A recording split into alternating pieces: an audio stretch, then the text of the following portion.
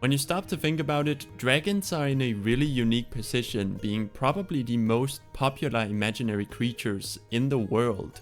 Apparently there's something so universally cool about a giant lizard with wings that pretty much all cultures have a depiction of it. And being staples in fantasy stories, they naturally made their way in as the second D of D&D. In case you didn't know already, there is currently a community event going on called Monster Week, where a bunch of TTRPG YouTubers create videos around a shared theme. And this year's theme is, you guessed it, dragons. So as part of this event, I'll be shining the entire spotlight at these creatures. Specifically, I'd like to explore different ways we can incorporate dragons into the worlds we are creating. Also in ways where dragons feel more involved in your D&D campaigns beyond being terrifying monsters, if that's something you'd like. So without further ado, let's talk about dragons. First of all, let's make sure we have a base understanding of what we are working with exactly. Even though they're similar in appearance, dragons behave very differently across cultures. So what are they like in D&D? D&D dragons definitely have more in common with the Western image of dragons. They are large, four-legged reptile-like creatures with wings that all have breath weapons, allowing them to shoot stuff like fire, ice, or lightning out of their mouth.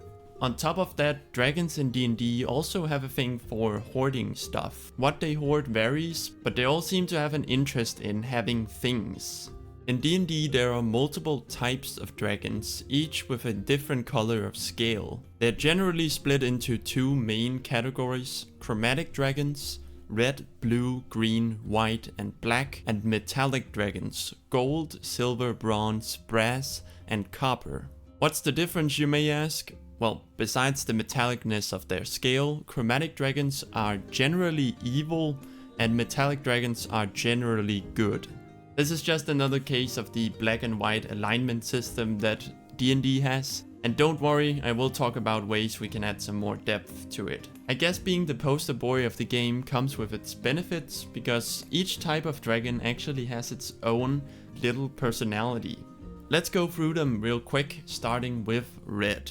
Red dragons exhibit extreme megalomania. They go around taking valuable things and burn everything else. And then they take those valuable things and put them in their pile inside a mountain or volcano. They are your conquering tyrants that rule with an iron fist, or a big flame-emitting head, I suppose. Blue dragons are also power hungry, similar to red dragons, but they are more willing to gain that power through manipulation and politics. This enables them to potentially raise armies and conquer in a different way than red dragons. Blue dragons have a thunder and lightning theme, so their breath weapon is lightning.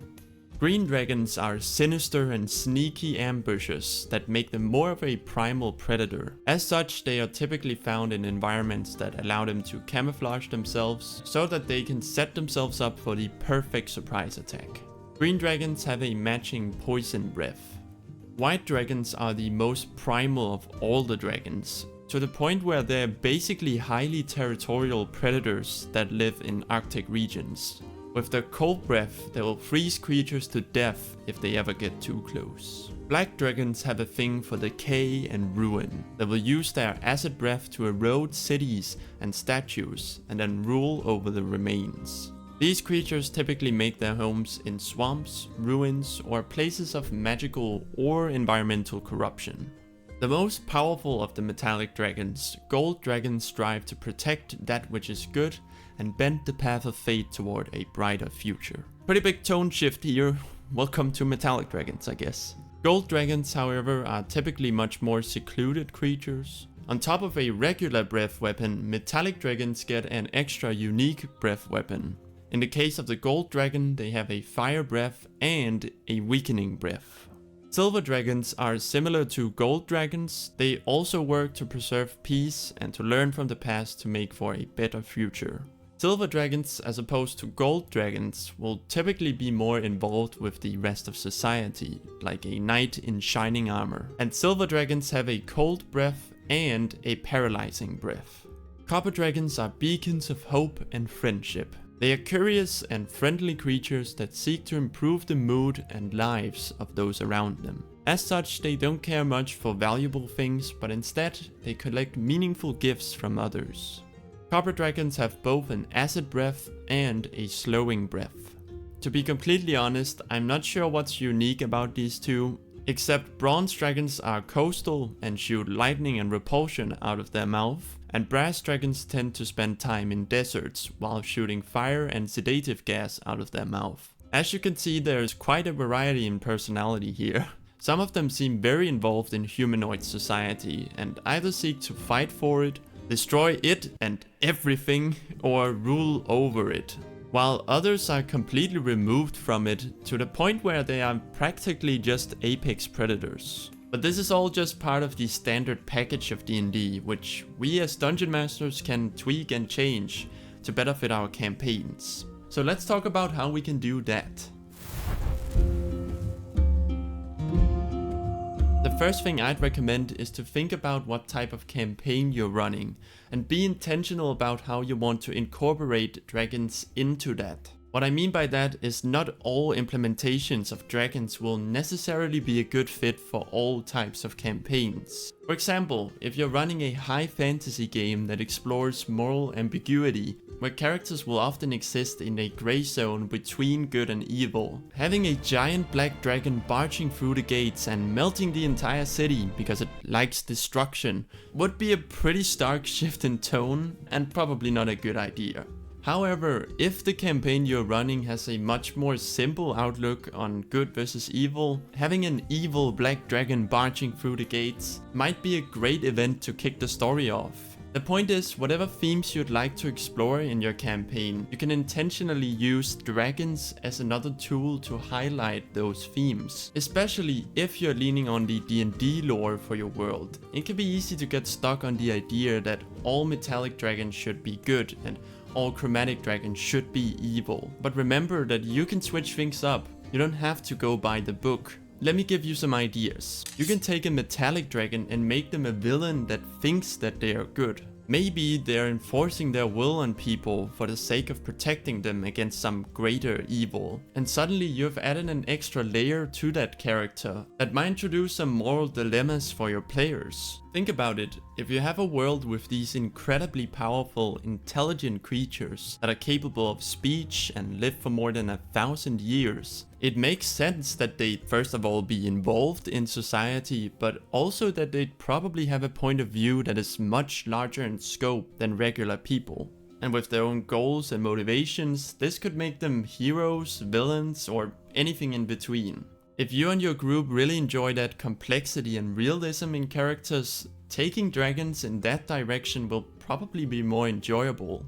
I personally really like this direction for dragons. Another idea, if you're into political intrigue, you can make the villain a seemingly noble politician and have them slowly climb the political ladder for their own gain. Once the players discover their true motives and go to confront them, the politician reveals their true form as an adult blue dragon. Maybe you have a world where monsters are less present, or perhaps you'd like dragons to be less humanoid and more creature-like. You can make dragons more of a mythical creature that regular people rarely come across. They can be powerful creatures with very rich inner lives. Perhaps their presence shapes the landscapes around them in different ways, depending on what kind of dragon it is, creating thunder or snowstorms. Perhaps this isn't caused by their mere presence, but is the way dragons attract mates, helping male and female dragons find each other. These intense environmental changes create problems for people living close by, which often forces those people to hunt and kill such dragons. This can create interesting moral dilemmas for your players. Will they choose to slay the dragon, or will they attempt to find a middle ground where both parties can live? It's practically an almost how to train your dragon situation, so maybe you can tame and ride them. How cool would that be?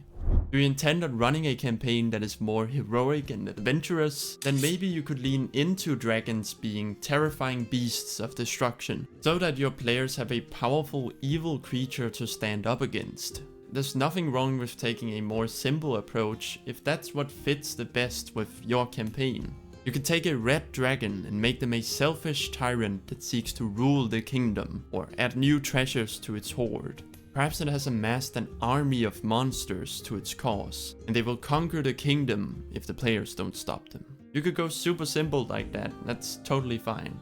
Perhaps something happened in the past that caused dragons to no longer directly involve themselves in humanoid society, and now they serve only as guiding figures of wisdom.